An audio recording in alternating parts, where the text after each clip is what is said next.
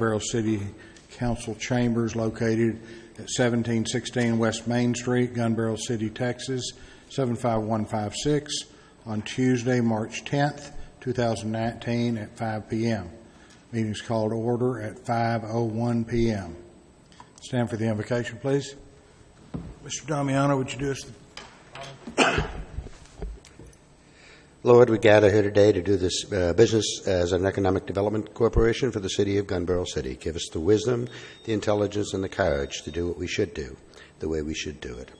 Also, please watch over our first responders, both the fire, the police, and I'd also like you to ask to watch over the medical professionals in our city, as they are now the first line on some interesting medical developments.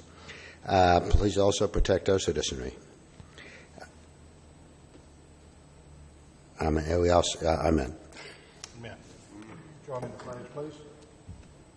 Pledge allegiance to the flag of the United States of America, to the republic for which it stands, one nation, under God, indivisible, with liberty and justice for all.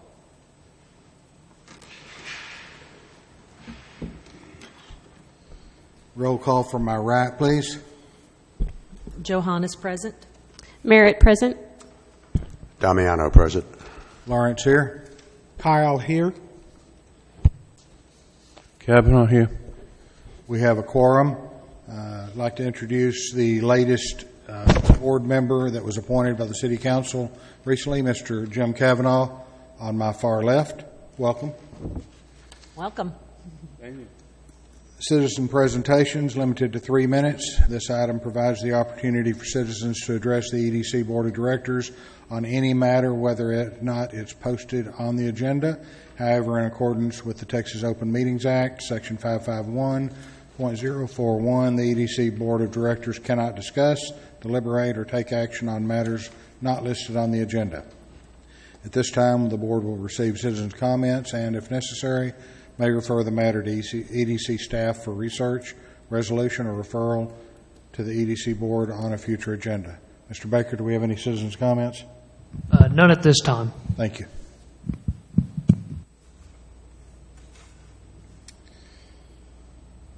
Old business, item number 3A, discuss and or take action to approve and recommend that City Council approve the EDC meeting minutes of February 11th. Do I have a motion, please? So moved. Do I have a second? Second. I have a motion second. Any discussion? Hearing none, I'll assume we're ready to vote. From my right, please. Johannes, yes. Merritt, yes. Damiano, yes. Lawrence, yes. Kyle, yes. Kavanaugh, yes. Motion passes. Item 3B, discuss and or take action to approve and recommend the City Council approve the January 2020 EDC month-end financial report. May I have a motion, please? I'll make a motion that we accept the financial report. Second. I have a motion and second. Any discussion? Hearing none, we'll move to vote. From my right, please. Johannes, yes. Merritt, yes. Damiano, yes. Lawrence, yes. Kyle, yes. Kavanaugh, yes. Motion passes. New business. Item 4A, discuss and or take action to approve and recommend that City Council approve advertisement for Whiskers and Wags Gala in an amount not to exceed $2,000. May I have a motion, please?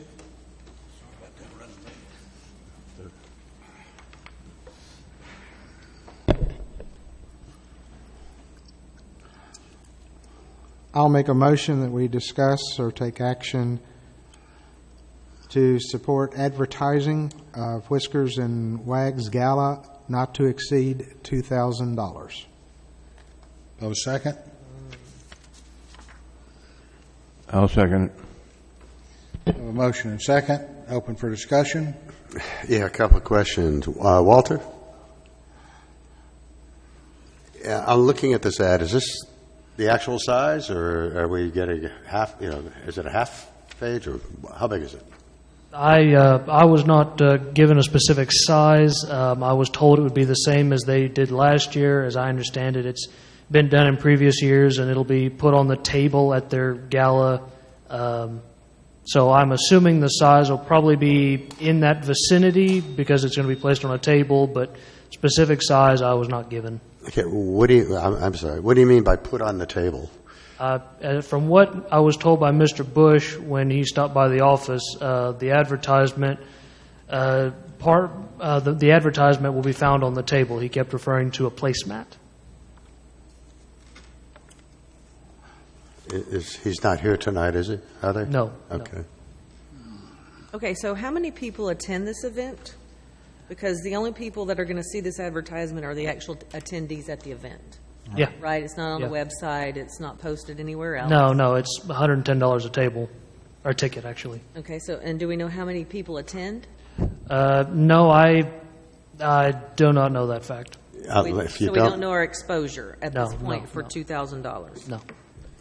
And what is our normal what do we normally spend on this type of advertisement? I believe this was the same that was done for them, though as I made a note in my executive summary, I think there's a serious question of whether or not this is the best bang for the buck. For example, you could very nearly do a full page in the Monitor for $2,000. Mr. Chairman, given our budget situation, I'd like to amend the motion to give them an amount not to exceed $500. I think based on exposure and the event, and what we normally spend on advertising, and, I understand the cause is worthy. They're going to sell it out anyway. Right, so we're doing this more for the cause, obviously, than we are the advertising, so certainly I can see the validation in that. But as far as for it to be business for the EDC or for the city of Gun Barrel City, so I'm going to agree with you. I think 500 is more like it. Mr. Kyle, would you take that as a friendly amendment? Yes, I will. Do I have a second to that friendly amendment, please? Second. Have a motion and a second, approved friendly amendment. Any other discussion or any other questions for Mr. Baker? Yeah, I just want to make a general comment. I'd feel better if this, I agree with the 500. I think 2,000 is steep. But I'd feel better if this thing were in a program of some sort as opposed to lying around on the table. They're not going to tend to read it. What? They won't tend to read it. Correct, yeah. No, so I guess we would ask Walter, and during the event, is there a mention of the sponsors or something? Do they have a PowerPoint slideshow or something that we could at least get something visual where that people would actually see it? I can understand the cost of presenting and printing a program is not going to happen. Mm-hmm. That would be very costly, especially for it to be done right. So, I don't know. Do we have any of that information? I think they do usually have a program. So if they have a program, then at least if it's part of the program. But it doesn't sound like it is. Yeah, a placemat. It sounds like a See placemat. it. Yeah. I can't answer specifics. I've never attended the gala. This is just the proposal that was put in front of me, and I felt essentially duty-bound to present to the board. I'm trying to find attendance. Ballpark attendance on this thing is about 180 to 200 people. Okay, I've been to it for the past 3 years. And it's business owners, But Yeah. business people, business owners. it's a little bit of everything. Yeah. I think if anything, it's just goodwill. Well, More a goodwill thing than it is a, I'll do a clarification on that. We're not allowed to use monies for goodwill. because So at this it point. has to be for advertising. So I would support this personally because it reaches out to a large group of prominent business people around the lake that the Monitor may not reach. And we have very few venues that really touches, especially on the other side of the lake, that I would know where to put money. I have no suggestion on a better place to put it. And we do want to advertise that, how do I say this nicely? Come to Gun Barrel City. Not that we want to steal people directly from our sister cities, but if they want to move their market, this is an opportunity to say that we're willing to have that discussion. Right. Well, and I think the objective of advertising is to reach influencers and people that can be influenced. And I think So this, an if ad it of does this that, sort will then do it's that. beyond goodwill. It would certainly Yes. qualify. So, I mean, based on you've been there and you know who attends. Well, you could almost, I mean, if going with what you're saying, if I were going to do that, I'd put a line in there that's, while we're mentioning, excuse me, while we're mentioning the programs, I'd put in their business relocation to Gun Barrel City. You know, I mean, That's a great idea. Sure. be straight up about it. Well, it could be relocation or expansion if they're Yeah. wanting to expand their businesses. Yeah. So, yeah, I think maybe that would be a good thought, Walter. Perhaps we want to amend what the ad looks like. Yeah. That would be another friendly amendment. Be a what? That'd have to be a friendly amendment, so like after loan program to include, and we give specific wording. Yeah, it could be dialogue, or you could put a box in there just to accentuate it, you know, but I mean, there's a way to do it. Yeah, business expansion or relocation. Yeah. I like that. We could put that. That wouldn't be too complicated to add to the ad itself. Are you offering that as a friendly amendment? I am. Do I have a second to that? Second. Have a motion and a second to the second friendly amendment. Mr. Baker, do you have all that? Any other discussion? Hearing none, I assume we're ready to vote. From my right, please. Johannes, yes. Merritt, yes. Damiano, yes. Lawrence, yes. Kyle, yes? Foster, yes. Kavanaugh, yes. Motion passes. Item 4B, discuss and/or take action to approve and recommend that City Council approve sending board officers who have not yet attended a TEDC sales tax conference to attend in an amount not to exceed $500. May I have a motion, please? So move. Seconded? Have a motion and a second. Discussion? Yeah, clarification on that price. I didn't look at it. Is that, This is not in the original budget that we submitted because we've changed officers, and it's very obvious that our members need to go to these type of education sessions to learn what they really don't know, yeah, that is, and our officers definitely need to, in my opinion. yeah. No, it's well worth going to, is it? But that total cost 500, is that the total? Not to exceed 500. Or how many people? Two. Two. It's $175 per person. That leaves Registered. 2 members of our board for maybe the next one. Okay. Well, Walter, did you say we didn't refresh my budget memory it? on the date. Do we No, have the there- date of that? Is it Seven- April 18th? No. You're saying we didn't budget the This money was for this? not in the original budget. In the original? So we'll need to go to council for. Well, no. There's a line item for board education and training. There's a line item for it. Okay. That's what I thought you said that we hadn't, and I was going to say, put all 4 in there if you're going to do it. Yeah. I believe Mr. Baker's right, and I don't believe we've exceeded that budget for the year. Is that correct? Say that again? I believe you're correct, and I believe that there's at least $500 left in that. Oh, yes. line item. Yes. Then we don't need to send this to city council for No, approval. well, That would be correct. no, yeah, all it needs is our board approval. Right. Needs our board approval. Do we have further discussion? Hearing none, we'll move to vote. From my right, please. Johannes, yes. Merritt, yes. Damiano, yes. Lawrence, yes. Kyle, yes? Foster, yes. Kavanaugh, yes. Motion passes. Item 4C, discuss and/or take action to approve the 2019 fiscal year audit. May I have a motion, please? I'll make a motion to approve the 2019 fiscal year audit. I'll second. Have a motion second. Discussion? Well, the wonderful part of it, there was no major suggestions on anything that needed major improvement, And that's a big deal. and that's a big deal. That's a very big deal. So good job, everybody that was involved. Any further discussion? We will vote from my right, please. Johannes, yes. Merritt, yes. Damiano, yes. Lawrence, yes. Kyle, yes? Foster, yes. Kavanaugh, yes. Motion passes. Item 4D, discuss and/or take action to approve report from ED Associate on TEDC conference. That's actually a typo. It should say discuss the report from the ED Associate. There's There's no approval required. It's just a discussion of a conference that Mr. Baker attended. Mr. Baker? Thank you, Mr. President.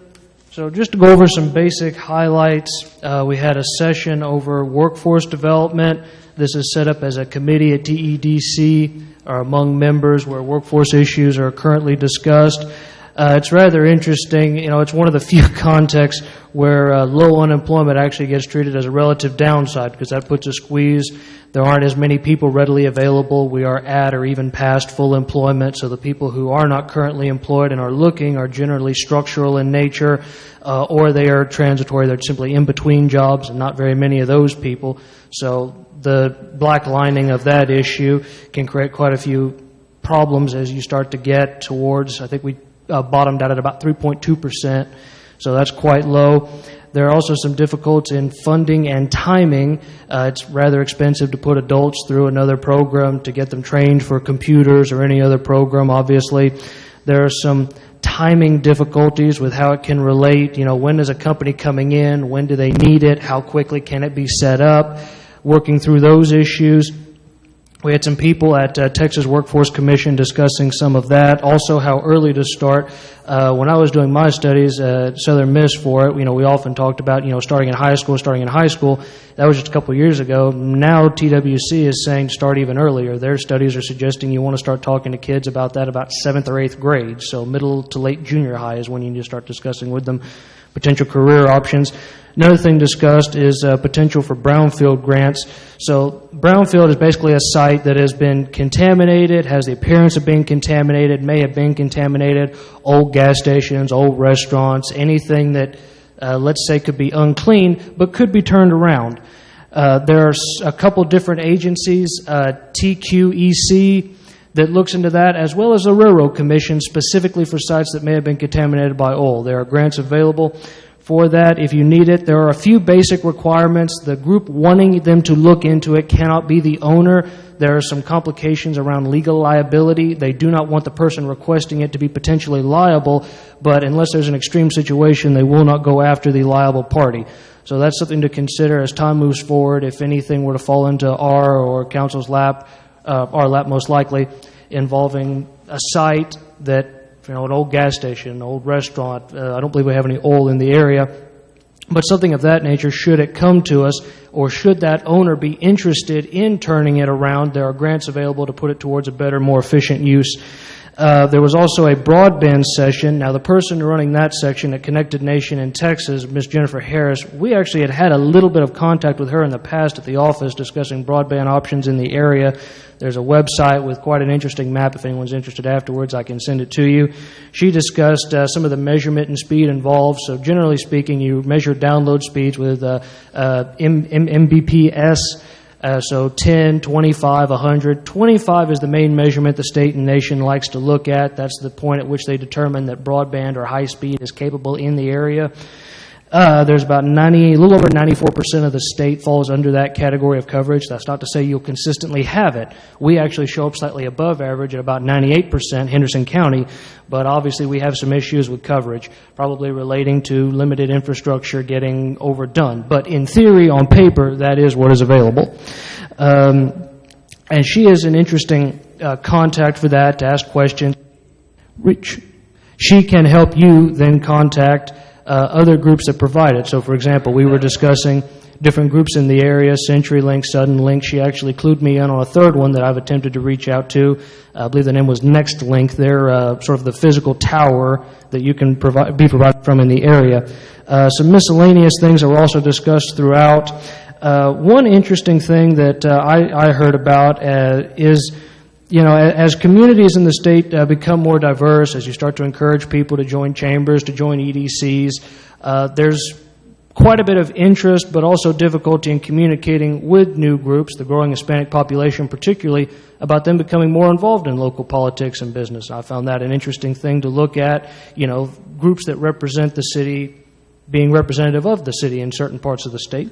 Another issue, I was talking with a community in southeast Texas, Jasper, which I ran into and wanted to speak to because they have a very nice website, and given the time we have spent redoing our website, I wanted to chat with him a moment about it. And one thing he mentioned that had been brought up before and kind of reminded me about it was the importance of having photos photos taken in your own community. He really made a point down in Jasper that he wanted every photo on there to be one taken in the community. So we're trying to move in that direction. I went back and looked and sent some photos into Mr. Hassel to try to get those on there. So work in progress, but I'd like to get to where Jasper's at on that. Also made a connection with a group called the Retail Coach. We put in the budget a line item for looking at updating our data on retail and such. Retail Coach is one of your main retail-oriented data consulting groups, so I'd like to try to get a quote on them in the near future, and then eventually as several quotes come up, we can take that to the board about updating the data, so that's a useful contact.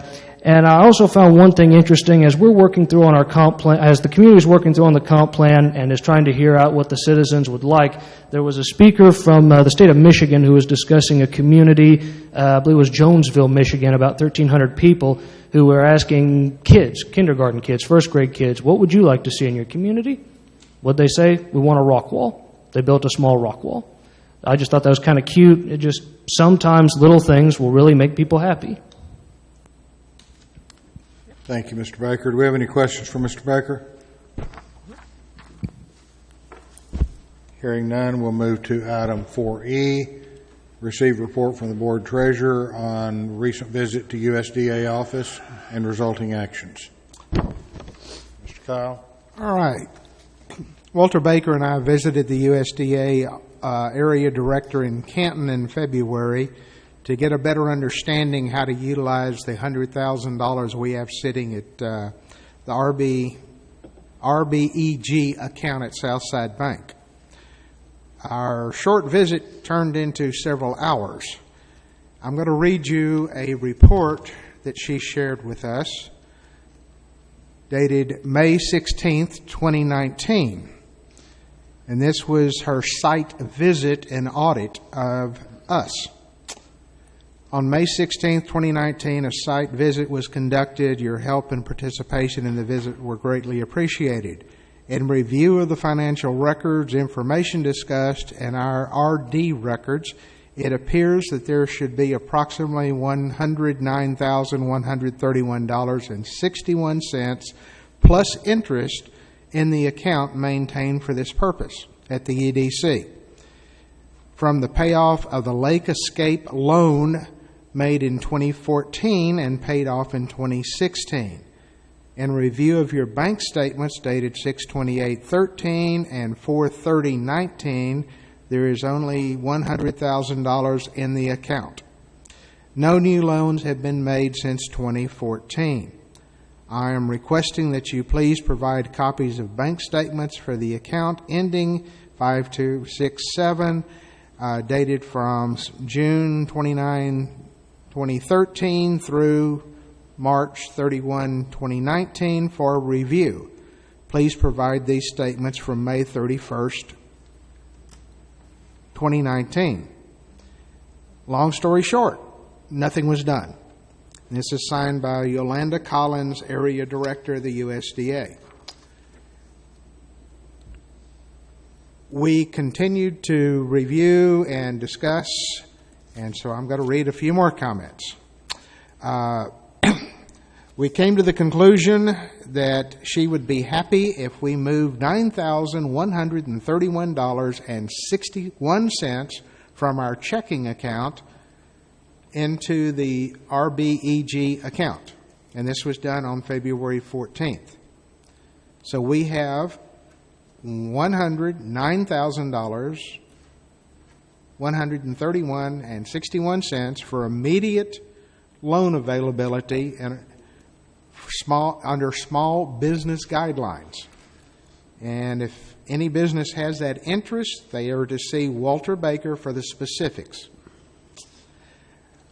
We need to use this money, and we would be eligible to ask for another $100,000 in matching funds by February 1 of 2021.